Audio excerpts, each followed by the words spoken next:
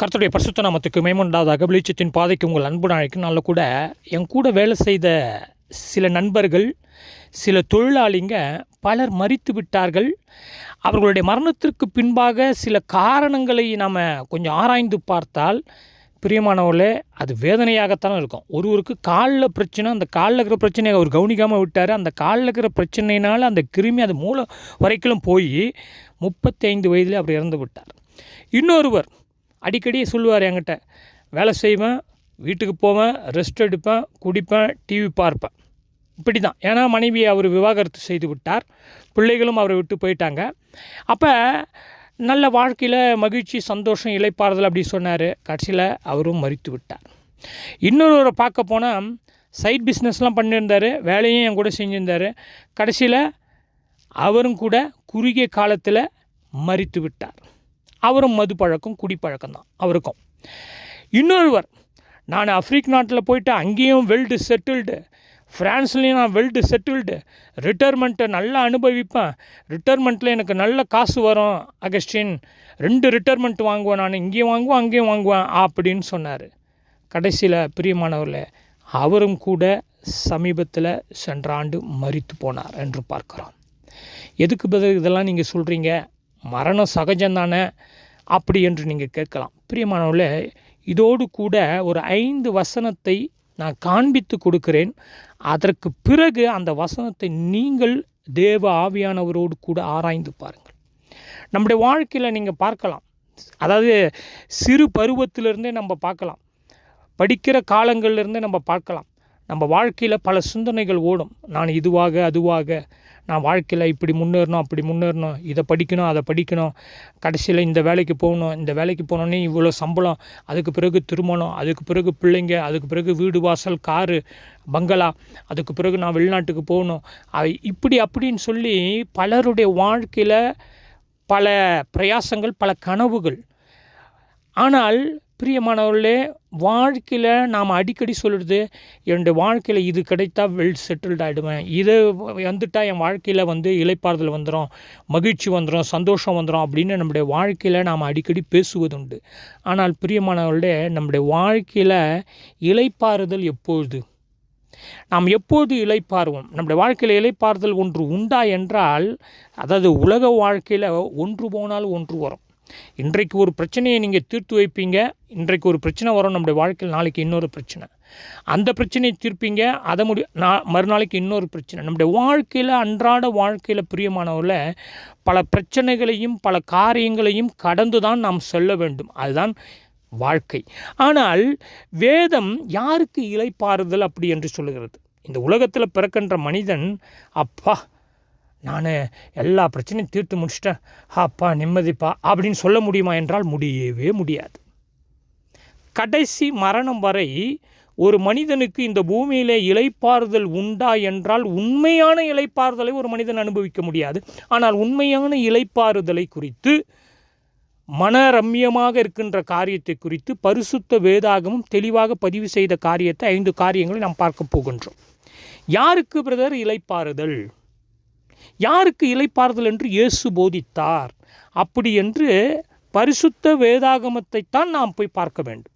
இன்றைக்கு பல செழிப்பு உபதேசத்தாரும் சரி, கிருபை உபதேசத்தாரும் சரி, ஆசீர்வாத உபதேசத்தாரும் சரி, 2 மடங்கு ஆசீர்வாதம், 5 மடங்கு ஆசீர்வாதம், 10 மடங்கு ஆசீர்வாதம், 100 மடங்கு ஆசீர்வாதம், 1000 மடங்கு ஆசீர்வாதம், கோடி மடங்கு ஆசீர்வாதம் அப்படி என்று பல பொய்யான போதனையை, பிரசங்கத்தை மக்களுக்கு கண்மூடித்தனமான மூட நம்பிக்கைக்கு வழிநடத்துகின்ற வண்ணமாக பல மடங்கு ஆசீர்வாதங்களை சொல்லி மக்களுக்கு ஒரு வகையான இளைப்பாறுதல் உண்டு, மகிழ்ச்சி உண்டு, சமாதானம் உண்டு என்று வேதத்தில் இல்லாத காரியங்களை கூட்டி வைத்து சேர்த்து பேசி பலர் வாழ்க்கையை ஓட்டி கொண்டிருக்கிறார்கள்.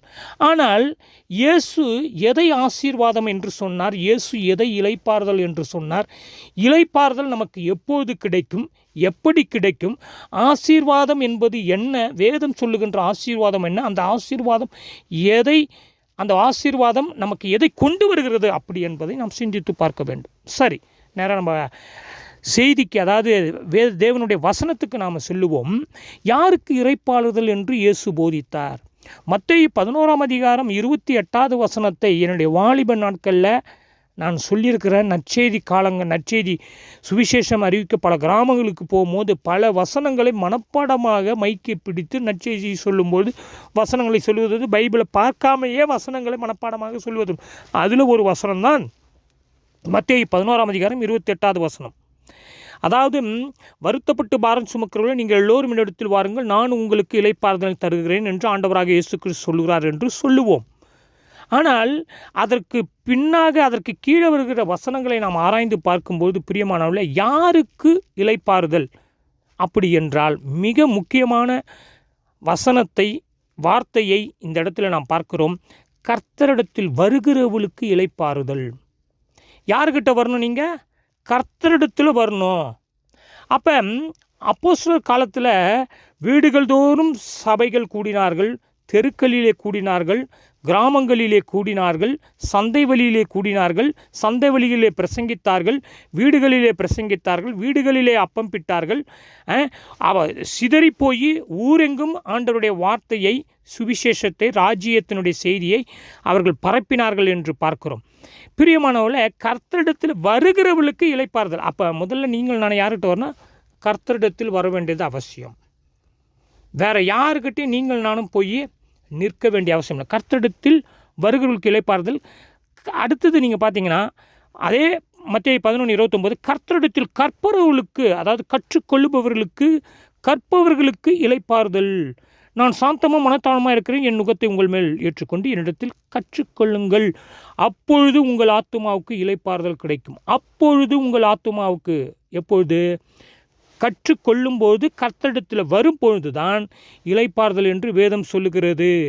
மூன்றாவது காரியம், கர்த்தரை நேசிக்கிறவர்களுக்கு இளைப்பாறுதல். 2 சாமுவேல் 7:11 வாசித்து பாருங்கள். கர்த்தரை நேசிக்கிறவர்களுக்கு இளைப்பாறுதல். நேசம் என்பது அவருடைய பாதத்தில் அமர்ந்து அவரிடத்தில் வந்து கற்றுக்கொண்டு அவருடைய காரியங்களை அப்படியே உள்வாங்கி அதை நம்முடைய வாழ்க்கையில் பிரதிபலிப்பது தான் கர்த்தரை நேசிக்கின்ற காரியம். அப்போ கர்த்தரை நேசிக்கிறவர்களுக்கு இளைப்பாறுதல் உண்டு. 4வது காரியம், கர்த்தருடைய வழியில் நடக்கிறவர்களுக்கு இளைப்பாறுதல். யாத்திராகமம் 33:14 வாசித்து பாருங்கள். ஏசாயா 57:2 வாசித்து பாருங்கள். எரேமியா 6:16 வாசித்து பாருங்கள். கர்த்தருடைய வழியில் நடக்கிறவர்களுக்கு இளைப்பாறுதல். நேர்மையாய் நடந்தவர்கள் சமாதானத்துக்குள் பிரவேசித்து தங்கள் படுக்கைகளில் இளைப்பாறுகிறார்கள். பார்த்தீர்களா? யாருக்கு இளைப்பாறுதல்? நேர்மையாய் நடக்கிறவர்களுக்கு, கர்த்தருடைய வழியில் நடக்கிறவர்களுக்கு சமாதானத்துக்குள் பிரவேசித்து அவர்கள் படுக்கையில் இளைப்பாறுகிறார்கள். அப்போ இந்த பூமியில் மரணம் வரை நம்ம ஓடிக்கொண்டே இருக்கணும்னு சொன்னால், வாழ்க்கையை நடத்துவதற்கு வேலை செய்தாக வேண்டும், பொருள் வாங்க வேண்டும், வீட்டை கவனிக்க வேண்டும், பிள்ளைகளை கவனிக்க வேண்டும், பிள்ளைகளுக்கு அறிவுறுத்த வேண்டும், பிள்ளைங்களை வழிநடத்த வேண்டும், சில நோயில் படுத்தால் மருத்துவமனை போக வேண்டும், படிக்க வேண்டும். பல காரியங்கள் நம்முடைய வாழ்க்கையிலே சொந்து கொண்டே இருக்கும் மரணம் வரை. வேதாகமத்தினுடைய வெளிச்சத்திலே நம்முடைய வாழ்க்கையிலே நாம் நடக்கும்பொழுது, சத்தியத்திற்கு பிரியமாக நடக்கும்போது துன்பம் வரும், பாடு வரும், வேதனை வரும். இதெல்லாம் நாம் என்ன செய்யணுங்க? கர்த்தருடைய கிருபையில் முன்னேறி போகும்பொழுது நமக்கு ஒரு இளைப்பாறுதலை தேவன் வைத்திருக்கிறார். அதுதான் ஆண்டவரோடு கூட இருக்கின்ற ஒரு இளைப்பாறுதல்.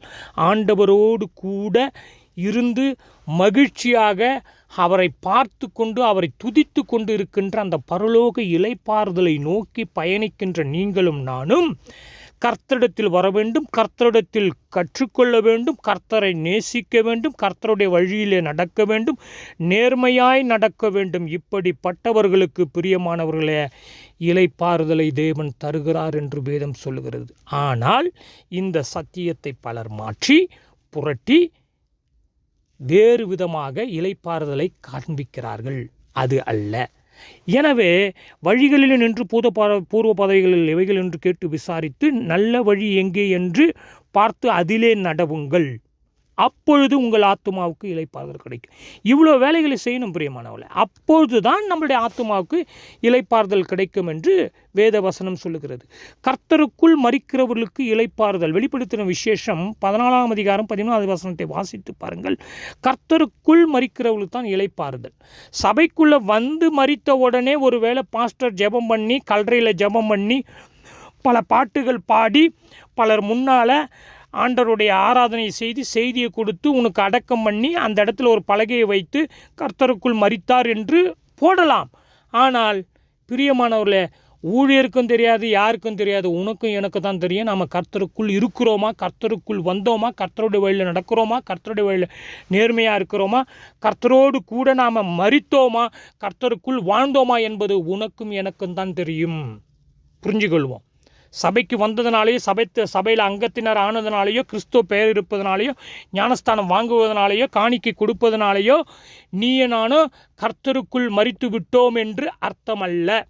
அவருக்குள் வாழ்ந்து, அவரோடு வாழ்ந்து, அவரோடு கற்றுக்கொண்டு, அவருடைய செயல்பாடுகளை நம்முடைய வாழ்க்கையில் வெளிப்படுத்தி, அவரை நேசித்து மரணம் பரியந்தும் உண்மையாய் நாம் வாழ்ந்து மரிக்கும் பொழுது பிரியமானவர்களே, நம்மை ஆண்டவரும் சொல்லுவார், எனக்குள் என் மகன் மரித்தான். இந்த உலகம் சொல்லும், ஆம், உண்மையாகவே அவன் கர்த்தருக்குள் மரித்த தேவ மனிதன்தான் அப்படி என்று சாட்சி சொல்லுவார்கள். உண்மையாகவே நாம் உயிர்த்தெழுந்து அந்த தேவனுடைய இளைப்பாறுதலை சுதந்திரித்து கொள்ள முடியும். எனவே கர்த்தர் தாமே உங்களுக்கும் எனக்கும் கிருபை செய்வாராக. இந்த உலகம் ஒருவேளை இளைப்பாறுதலை நமக்கு கொடுக்கவில்லை என்றாலும், இந்த உலகத்தினுடைய பாடுகளினாலே உண்மையான இளைப்பாறுதலை இந்த பூமியில் நாம் பெற்றுக்கொள்ள முடியவில்லை என்றாலும் கூட, நமக்காக ஒரு உண்மையான இளைப்பாறுதலை தேவன் வைத்திருக்கிறார். அந்த இளைப்பாறுதல் பரலோகம் என்ற ஒரு இளைப்பாறுதல், தேவனோடு இருக்கின்ற அந்த இளைப்பாறுதல். எனவே இதை கேட்டுக்கொண்டிருக்கிற யாராக இருந்தாலும் கர்த்தரிடத்தில் வருவோம், இயேசுவிடத்தில் வருவோம், இயேசுகிட்ட கற்றுக்கொள்வோம், இயேசுவை நேசிப்போம், இயேசுவின் வழியில் நடப்போம், உண்மையாக இருப்போம், நேர்மையாக இருப்போம். கண்டிப்பாக நாம் உயிர்த்தெழுந்து அவருடைய இளைப்பாறுதலில் பங்கடைவோம். ஜெபம் செய்வோம். எங்கள் அதிகமாக நேசிக்கிற பரலோக பிதாவே, ஆண்டவரை உம்மிடத்தில் வந்து உம்மிடத்தில் கற்றுக்கொண்டு, உம்முடைய மனத்தாழ்மையை கற்றுக்கொண்டு, உம்மை நேசித்து உம்முடைய வழியில் நடந்து உண்மையாய் நடந்து சமாதானத்தோடு ஆண்டவரே இந்த உலக பாடுகளை சகித்து, வேதனைகளை துன்பங்களை சகித்து உண்மை சத்தியத்தோடு வாழ்ந்து உம்முடைய இளைப்பாறுதலுக்குள்ளே நாங்கள் பிரவேசிக்க எங்களுக்கு கிருபை செய்வீராக. இயேசு கிறிஸ்துவின் மூலம் தாழ்மையான ஜெபங்கள் நல்ல பிதாவே. ஆமென்.